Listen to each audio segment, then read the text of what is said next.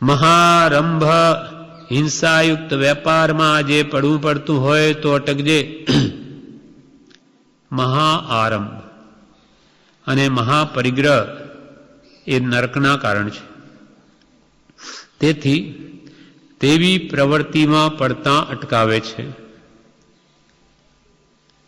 મહાઆરંભ, સમરંભ સમારંભ, આરંભ મન વચતન કીને પ્રારંભ.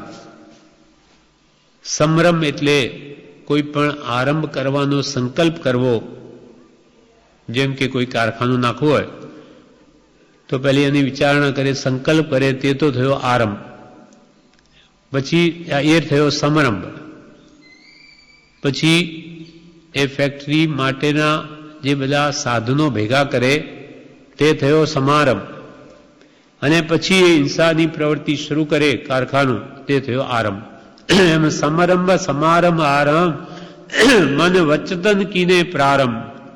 એટલે અહીંયા મહાઆરંભી, મહાઆરંભ એટલે જે વેપારમાં વિશેષ હિંસા હોય તે નરકના કારણ છે. હિંસા અને મહાપરિગ્રહ એટલે એવી પ્રવૃત્તિમાં પડતા આપણને અટકાવે છે. વેપાર શબ્દનો અર્થ પ્રવૃત્તિ થાય છે. કોઈ પણ પ્રવૃત્તિમાં ઘણી હિંસા થાય એવું હોય તો તે ઘણા અનર્થનું કામ છે. ઘણી હિંસા તે નરગતિમાં લઈ જાય. માટે જે પ્રવૃત્તિમાં ઘણી હિંસા હોય તેવો વેપાર કરવો નહીં, તે મહા અનર્થનું કામ છે. કારણ ગમે તેવી હિંસા સ્વપરના આત્માની કે સ્થૂળ જીવની પૈસા મેળવવામાં કે કોઈ પણ પ્રવૃત્તિમાં થાય છે, તેનું ફળ જીવને પોતાને અવશ્ય ભોગવવું પડે છે. કોઈ પણ પ્રવૃત્તિમાં હિંસા થાય કે ભલે પોતા પરના આત્માની કે સ્થૂળ જીવોની કે પોતાના ભાવોની પૈસા મેળવવા માટે આવી પ્રવૃત્તિ થાય, તેનું ફળ તો જીવને અવશ્ય ભોગવવું જ પડે છે.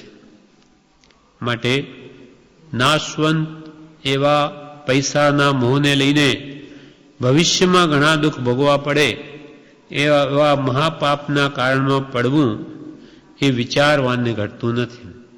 ક્યાં દઈ જેવા પૈસા માટે કેટલાય જીવોની હિંસા કરી દેવી અને એના ફળમાં નરગતિમાં ભટકવું, દુઃખ પામવું ચાર ગતિમાં, એ વિચારવાનને તો એ યોગ્ય નથી.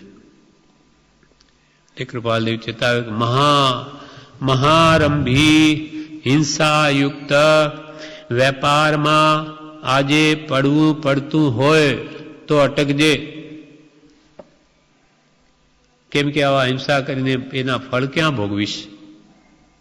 બીજી ચાર ગતિઓમાં બહુ દુઃખી થઈશ અને એનાથી મેળવેલા પૈસા તો અહીંયા જ પડ્યા રહેશે, એકી સાથે આવે નહીં. અહીંયા તો જે પેટ ભરવા બે ચાર રોટલી ખાતા એ સિવાય બીજું બધું અહીંયા મૂકીને જવાનું અને એ નિમિત્તે કરેલા પાપના પોટલા માથે એ સાથે લઈ જવાના. માટે તારે હિંસાયુક્ત વેપારમાં કે મહાઆરંભ જે વડે થતો હોય એમાં આજે પડવું પડતું હોય તો અટકજે.